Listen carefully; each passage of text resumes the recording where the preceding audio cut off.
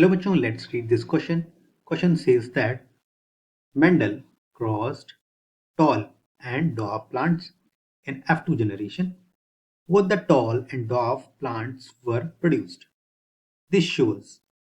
इस क्वेश्चन में मुझे कहा गया है मेंडल ने टॉल और डॉर्फ प्लांट को क्रॉस किया था और उसको F2 जनरेशन में टॉल और डॉर्फ प्लांट दोबारा से मिले। तो ये क्या शो करता है? इस क्वेश्चन के लिए की कॉन्सेप्ट होगा, की concept for this question is Mendelian monohybrid cross. Mendelian monohybrid cross. जैसा कि मेंडल ने इनहेरिटेंस के को समझाने के लिए डिफरेंट एक्सपेरिमेंट किए थे और डिफरेंट क्रॉसेस किए थे, तो उसी तरह उन्होंने क्रॉस किया मोनोहाइब्रिड क्रॉस, जिसमें हम सिंगल ट्रेट को कंसीडर करके क्रॉस करते हैं। तो मोनोहाइब्रिड क्रॉस देखते हैं किस तरह होगा। मोनोहाइब्रिड क्रॉस में उन्होंने pure parents, pure homozygous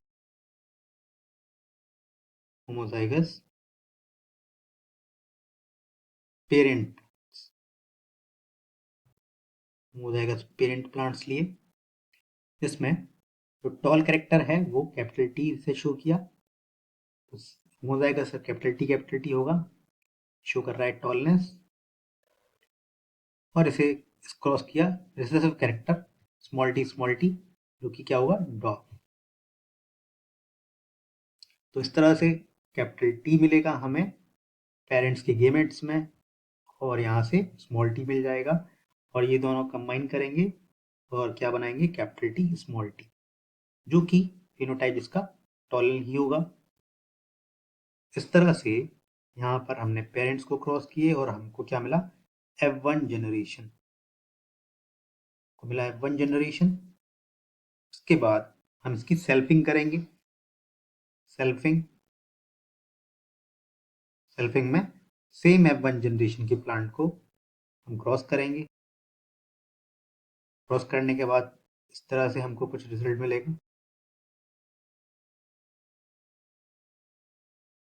capital T small T, capital T small T, small T small T. इस तरह से हमको F2 जनरेशन में टॉल प्लांट्स मिले और ये डॉर्फ प्लांट मिला। टॉल और डॉर्फ दोनों ही प्लांट मिले किसमें F2 जनरेशन में। तो हमने देखा जब प्योर प्लांट लिए थे तब टॉलनेस डॉर्फनेस प्लांट्स थे, और F2 जनरेशन में केवल टॉल प्लांट्स मिले, और फिर F2 जनरेशन में टॉल और डॉर्फ दोनों ही दोबारा मिल गए। तो इसका मतलब ये हुआ कि इंडिविजुअली टॉलनेस और डॉर्फनेस अपने ट्रेट शो करते हैं और इनमें कोई मिक्सअप नहीं होता है, यानी कोई ब्लेंडिंग हमें देखने को नहीं मिलती है। इंडिपेंडेंटली डोमिनेंट और रिसेसिव कैरेक्टर शो होते हैं, लेकिन जब डोमिनेंट और रिसेसिव दोनों ही एलील्स होंगे तो उसमें यहाँ पर डोमिनेंट ही शो होगा। तो इसके अकॉर्डिंग यहाँ पर हमें कोई ब्लेंडिंग देखने को नहीं मिलती है, कोई मिक्सअप इन कैरेक्टर्स का नहीं होता है। तो इसलिए ऑप्शन ए इनकरेक्ट होगा। ऑप्शन बी दे रखा है एटाविज्म।